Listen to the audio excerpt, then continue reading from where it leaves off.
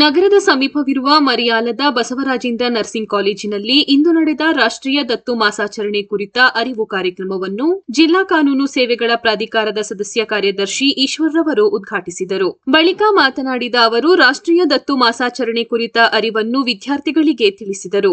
ಮಕ್ಕಳ ರಕ್ಷಣಾ ನಿರ್ದೇಶನಾಲಯ, ಜಿಲ್ಲಾಡಳಿತ, ಜಿಲ್ಲಾ ಪಂಚಾಯತ್, ಜಿಲ್ಲಾ ಕಾನೂನು ಸೇವೆಗಳ ಪ್ರಾಧಿಕಾರ, ಜಿಲ್ಲಾ ಆರೋಗ್ಯ ಮತ್ತು ಕುಟುಂಬ ಕಲ್ಯಾಣ ಇಲಾಖೆ, ಮಹಿಳಾ ಮತ್ತು ಮಕ್ಕಳ ಅಭಿವೃದ್ಧಿ ಇಲಾಖೆ, ಜಿಲ್ಲಾ ಮಕ್ಕಳ ರಕ್ಷಣಾ ಘಟಕ ಇವರ ಸಹಯೋಗದಲ್ಲಿ ರಾಷ್ಟ್ರೀಯ ದತ್ತು ಮಾಸಾಚರಣೆ ಕುರಿತ ಅರಿವು ಕಾರ್ಯಕ್ರಮ ನಡೆಯಿತು. ಕಾರ್ಯಕ್ರಮದಲ್ಲಿ ಬಸವರಾಜೇಂದ್ರ ಆಸ್ಪತ್ರೆ ವ್ಯವಸ್ಥಾಪಕ ನಿರ್ದೇಶಕ ಡಾ ಎಂ ಬಸವರಾಜೇಂದ್ರ, ಪ್ರಾಂಶುಪಾಲ ಮಂಜುನಾಥ್ ಎನ್, ಮಕ್ಕಳ ಕಲ್ಯಾಣ ಸಮಿತಿಯ ಅಧ್ಯಕ್ಷೆ ಸರಸ್ವತಿ, ಚೆಲುವರಾಜಿಯನ್, ಡಾ ಶ್ವೇತಾ ಶಶಿಧರ್ ಸೇರಿದಂತೆ ಇತರರು ಉಪಸ್ಥಿತರಿದ್ದರು.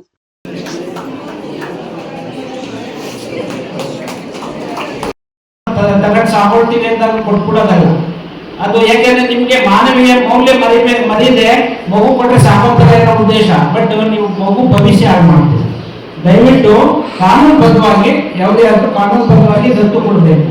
ಈಗ ಮಗುಗೆ ತಾಯಿ ಇಲ್ಲದ ಅವರಾದ್ರೂ ಪೋಷಣೆ ಮಾಡ್ತಾರೆ, ಪಾಲನೆ ಪೋಷಣೆ ಮಾಡ್ತಾರೆ ಅನ್ಕೊಂಡು ಹೇಗಾಗಿ ಕೊಡೋಲ್ಲ. ಯಾಕೆಂದ್ರೆ ಕಾನೂನುಬದ್ಧವಾಗಿ ದತ್ತು ಕೊಡಬೇಕು. ಯಾಕೆಂದ್ರೆ ಅಲ್ಲಿ ನಾವು ಈಗ ಒಂದು ಸಮಾಜದಲ್ಲಿ ಬದುಕಬೇಕಂದ್ರೆ ನಾವು ನಮ್ಮ ತಂದೆ ತಾಯಿ ಅಣ್ಣ ತಮ್ಮಂದಿರ ಪ್ರೀತಿ ವಾತ್ಸಲ್ಯದಲ್ಲಿ ಬದುಕ್ತೀವಿ. ಬದುಕುವ ಹಕ್ಕು ನಮಗೆ, ಎಲ್ಲರ ಜೊತೆ ಪ್ರೀತಿ ವಿಶ್ವಾಸದಲ್ಲಿ ಬದುಕ್ತೀವಿ.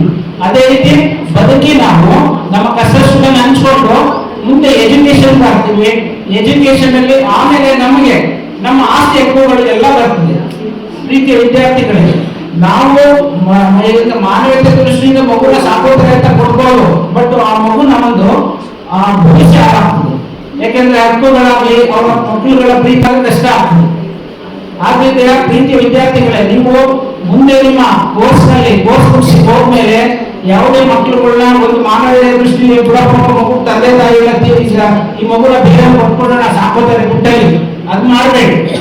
ಕೊಟ್ಟರೆ ಕಾನೂನುಬದ್ಧವಾಗಿ ದತ್ತು ಕೊಡೋ ರೀತಿಯಲ್ಲಿ ನೀವು ಸಹಕರಿಸಿ. ಯಾಕೆಂದ್ರೆ ಆ ಮಗು ಭವಿಷ್ಯ, ಯಾಕೆಂದ್ರೆ ನಮ್ಮ ರೀತಿ ಮಗು ಬದುಕಬೇಕು, ಎಲ್ಲ ರೀತಿಯ ಹಕ್ಕು ಬಾಧ್ಯತೆಗಳಿಗೆ ಒಳಪಡಬೇಕು.